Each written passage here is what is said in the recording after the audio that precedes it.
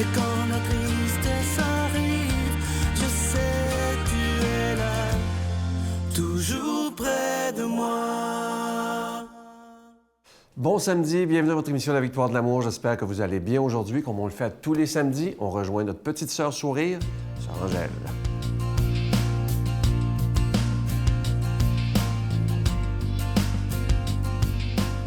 Mais bonjour et bon samedi.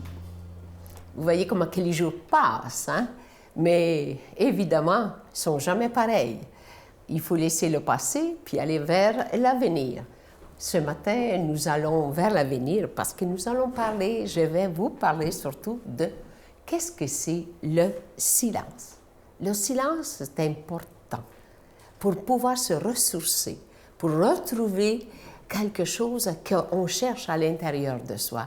Et souvent, les gens disent « Oh, je m'ennuie dans le silence ». Mais non, le silence, c'est précieux. On peut retrouver la paix. Alors, je vais vous donner quelques phrases que peut-être ça va vous aider. Comment apprécier le silence? Dans le silence de la solitude, on n'entend plus que l'essentiel. Le fruit du silence est la prière. Le fruit de la prière est la foi. Dans le silence, Dieu parle au cœur des hommes. Dans la solitude, l'homme parle au cœur de Dieu. Vous voyez, tout se retourne vers nous et tout retourne vers une paix, vers ce silence. C'est ça qui, même dans ma vie, ce qui m'a aidé à tenir tout l'ensemble du coup de la variété des choses, ça m'a amené à réfléchir. Et par cette réflexion du silence, ça m'a amené à une grande paix intérieure qui parfois vous dites, ah ben, est-ce que je suis capable de pouvoir apprécier des moments? Il faut toujours que j'aille des bruits autour de moi, que j'aille de la musique. Des fois, il y a de la télé marche, la radio marche, et puis vous êtes au téléphone en même temps, puis tout va avec. Et savez-vous, c'est qu'à un moment donné, on ne sait plus où nous en sommes. Et si on prend des moments de réflexion, même si on est seul comme ça fait du bien. Ça donne la chance à penser aux autres. Pensez à ceux qui sont malades, pensez à tous ceux qui vous aiment. Hein? C'est le temps. Souvent, on oublie ces choses-là. On pense au petit qui grandit. On pense à toutes ces choses. Et le silence, c'est quelque chose de précieux. Mais il faut le nourrir, le silence. Quand on ne nourrit pas le silence, qu'est-ce qui arrive? On vit une solitude que c'est pas bon. Et moi, personnellement, ça m'a beaucoup aidé dans ma vie consacrée à comprendre des moments précieux du silence. C'est une nourriture intérieure, une nourriture de pouvoir comprendre la personne qui est autour de vous et qu'elle a besoin de vous dans le silence. Notre Père qui es aux cieux, que ton nom soit sanctifié, que ton règne vienne, que ta volonté soit faite sur la terre comme au ciel. Donne-nous aujourd'hui notre pain de ce jour. Pardonne-nous nos offenses comme nous pardonnons à ceux qui nous ont offensés. Ne nous laisse pas entrer en tentation, mais délivre-nous du mal, car c'est à toi qu'appartient le règne, la puissance et la gloire pour les siècles des siècles. Amen.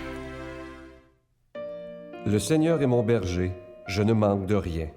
Sur des prés d'herbes fraîches, il me fait reposer. Il me mène vers les eaux tranquilles et me fait revivre. Il me conduit par le juste chemin pour l'honneur de son nom. Si je traverse les ravins de la mort, je ne crains aucun mal, car tu es avec moi. Ton bâton me guide et me rassure. Tu prépares la table pour moi devant mes ennemis. Tu répands le parfum sur ma tête et ma coupe est débordante. Grâce et bonheur m'accompagnent tous les jours de ma vie. J'habiterai la maison du Seigneur pour la durée de mes jours. Si vous saviez comment je suis content de vous parler de ce cadeau du mois, j'en reviens pas comment il est beau, c'est un véritable bijou. Il s'agit d'un pendentif de la Vierge Marie. Il est plaqué or, il est déjà béni, ça a été fait sur mesure pour la victoire de l'amour. Alors, et c'est en quantité limitée. Alors, je vous rappelle que c'est avec un don de 25 $ si vous en voulez un. Si vous en voulez deux, c'est avec un don de 40 $ parce que ça se donne vraiment bien en cadeau.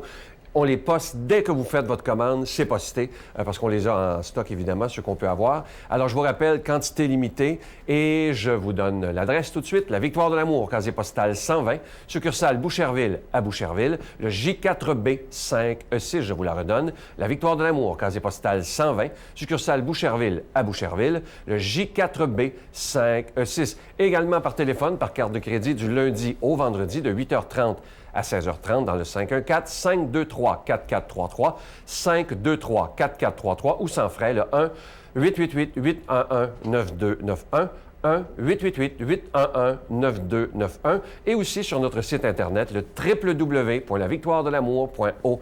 Moi, je veux vous remercier de tout cœur de votre don spécial de Noël. Et je vous le dis, le bijou, il est absolument magnifique. J'en suis très fier, d'ailleurs, je dois vous le dire.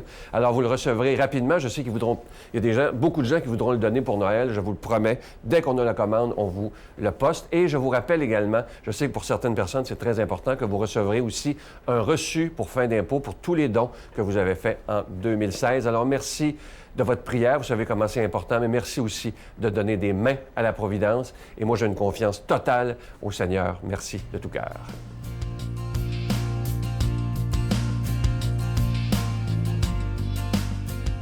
Mon Dieu, donnez-moi la sérénité d'accepter les choses que je ne peux changer, le courage de changer les choses que je peux et la sagesse d'en connaître la différence. Amen. Aujourd'hui, la parole de Dieu est proclamée par quelqu'un qui est là depuis très longtemps avec nous à la Victoire de l'Amour, l'abbé Daniel Gilbert.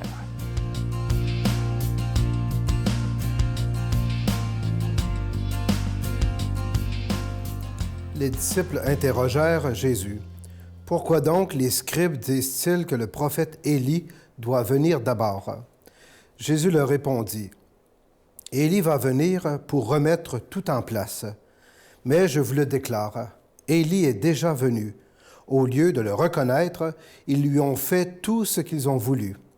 Le Fils de l'homme, lui aussi, va souffrir par eux. » Alors les disciples comprirent qu'il leur parlait de Jean le Baptiste. Acclamons la parole de Dieu. Alors bon matin, chers amis, comme il me fait plaisir de me retrouver avec vous ce matin en ce beau temps des fêtes, oui, le temps des fêtes qui approche grandement. Alors déjà rendu à la 2e semaine du temps de l'Avent. Alors j'imagine que chez vous, les préparatifs vont bon train. Hein? Bon, bien sûr, il faut préparer les réjouissances, il faut préparer les parties de Noël, hein? Mais il ne faudrait pas oublier aussi de préparer un peu notre cœur à la venue de Jésus, parce que c'est quand même lui hein, qu'on va célébrer la naissance. Alors nos cœurs devraient être brûlants hein, de savoir et puis de se préparer à accueillir cet amour-là de notre Sauveur qui va naître bientôt. Bon, je vous parle de feu parce que le feu de la foi, c'est sans doute ce qui devrait être le plus important dans notre vie de baptisé, de croyant, hein, d'entretenir ce feu-là. Et c'est ce qu'on fait d'ailleurs ce matin en ayant écouté la parole de Dieu. Et ce matin, justement, l'Évangile nous parle du prophète Élie. Hein? La référence au prophète Élie ce matin, ça n'arrive pas comme un cheveu sur la soupe, ça, à la veille de Noël quasiment. Hein? On sait qu'Élie, c'est un grand prophète qui devait précéder justement la venue du Messie en notre monde.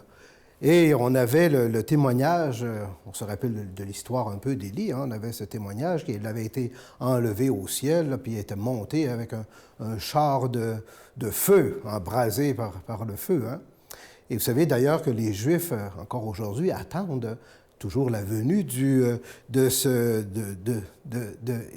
d'Élie. Oui, voilà, excusez. Alors pour nous, les chrétiens, eh bien, nous croyons que Élie est déjà venu. Hein?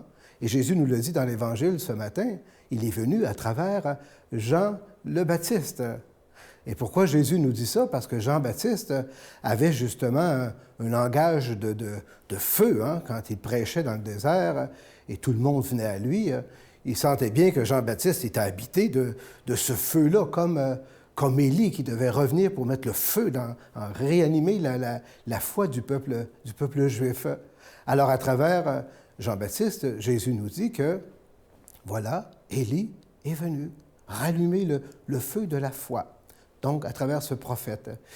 Et ce qui est une bonne nouvelle pour nous autres, ce matin, juste à la veille de célébrer Noël dans quelques semaines, c'est comme si Jésus veut nous dire que nous autres aussi, on est habités de ce même feu-là. Hein? Par notre baptême, on est un peu des prophètes. Nous avons à annoncer, nous autres aussi, la bonne nouvelle de la venue de notre Sauveur, c'est-à-dire de préparer le chemin, hein? Parce que ce n'est pas nous autres qui va sauver le monde, mais quand on prépare la venue de Jésus, quand on est ses témoins, bien, c'est à travers nous que peut-être le feu peut reprendre, hein? La petite mèche de la foi qui fume là, dans le cœur de quelqu'un peut être réanimée, on peut dire comme ça, rallumée. Alors c'est ça la bonne nouvelle pour nous autres aujourd'hui. Effectivement, Élie est revenu. Jean-Baptiste a été porteur de ce message de feu, de foi, mais nous avons, nous autres, aujourd'hui, bien sûr, à continuer de mettre le feu. Mais pas mettre le feu aux poudres, comme on pourrait dire, hein, comme dit l'expression, hein, mais rallumer le feu de l'espérance, de l'amour, de la vie, dans le cœur de nos proches. Et Dieu sait que la période des fêtes, la période de Noël, est un beau temps, justement. Peut-être à travers toutes ces rencontres qu'on va vivre durant le temps de Noël, peut-être par des réconciliations, peut-être par des visites spéciales qu'on fait à quelqu'un que ça fait longtemps qu'on n'a pas vu. Peut-être qu'on va rallumer un petit quelque chose. Hein? Et puis, pourquoi pas avoir le courage, hein, de partager notre foi. Et peut-être par notre témoignage, bien, quelqu'un va dire « Ouais, tu crois à ça, toi? Ben, ouais, bien, je t'intéresse moi aussi à en attendre davantage sur ce Jésus qui est vraiment notre Sauveur. » Alors effectivement, c'est lui qu'on se prépare à accueillir déjà le deuxième dimanche de l'Avent. On a encore du temps pour entretenir en nous la flamme de la foi. Bien, moi, c'est ce que je vous souhaite, chers amis.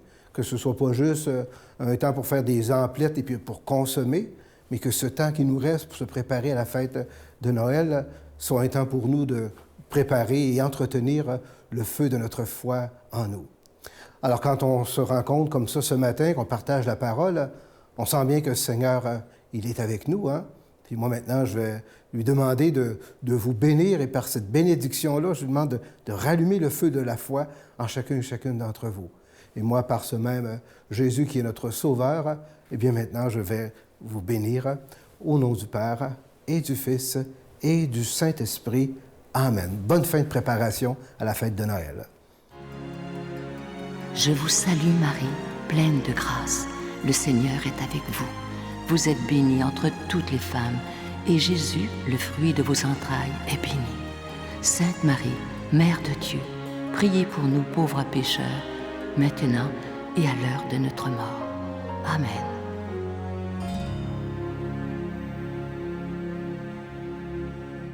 Je vous invite à ne pas manquer l'émission de demain. Je vous le dis, moi, ça m'a donné beaucoup d'émotions à enregistrer ça. Je vous raconte l'histoire rapidement. C'est un jeune couple de fin quarantaine qui décide d'aller à Compostelle, faire le chemin de Compostelle. Et imaginez qu'ils sont en pleine santé. Et Maryse, il y a, vous savez, les grosses affaires de foin qu'il y a en Europe, là, ça pèse des centaines de livres. En tout cas, il y en a une qui est tombée sur Maryse, mon invitée, et elle est devenue tétraplégique. Alors imaginez, vous en allez faire un pèlerinage et vous revenez handicapé. Ça s'est passé en juin dernier. Vous savez ce qu'elle me dit? Elle dit, Sylvain, c'est pas Dieu qui m'a envoyé ça, c'est pas Jésus, c'est la vie qui est faite comme ça. Maintenant, je vivrai handicapé avec lui. Moi, je vous le dis, là, une résilience comme ça, j'ai rarement vu ça. Manquez pas ça demain parce que ça frappe. Bonne journée, à demain, bye. C'est votre époux qui vous a annoncé que vous étiez tétraplégique? Absolument. Alors, là, quand je suis revenue vraiment à moi-même, mon époux était à mes côtés et je lui ai demandé, j'ai dit, qu'est-ce qui m'est arrivé? Alors, il m'a dit, Maryse, tu as eu un très grave accident et tu es tétraplégique.